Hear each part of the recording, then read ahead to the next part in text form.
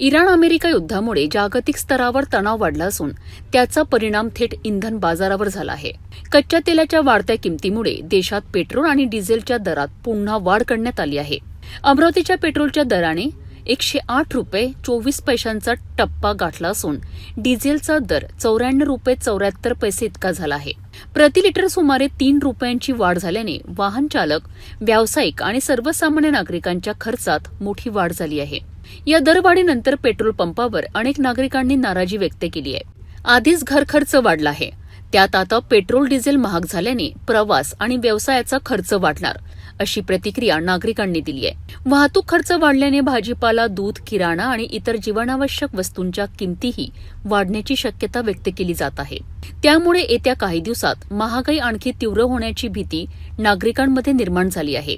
केंद्र सरकारने इंधन दर नियंत्रणात आणण्याकरिता तातडीने उपाययोजना कराव्यात, अशी मागणीही नागरिकांकडून केली जात आहे। मी 40 वर्ष झाले जवळपास पेट्रोल डिझेल भाव त्यावेळेस कमीत कमी 7-8 रुपये होते, नंतर 50 झाले, 50च्या नंतर आणखी कमी झाले। ते त्यावेळेस बरं परवडत होतं, पण आता भाव स्वस्त होऊन सवारी भेटत नाही तेवढी। आता 108 रुपये काहीतरी पैसे पेट्रोल झालेलं आहे, काय सामान्य माणसाला परवडणार।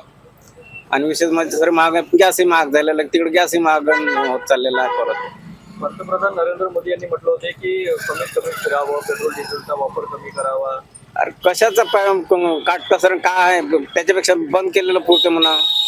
काय करणार सांगा, मंत्री संत्री मार ताफे घेऊन जाते, त्यांना त्यांचा पेट्रोल काटकसर होत नाही। आता मला फोटो घेऊन चालले आपले मंत्री, हे काही बरोबर आहे काय? याला नवीन गाड्या घेऊन राहिले, इलेक्ट्रिक गाड्या।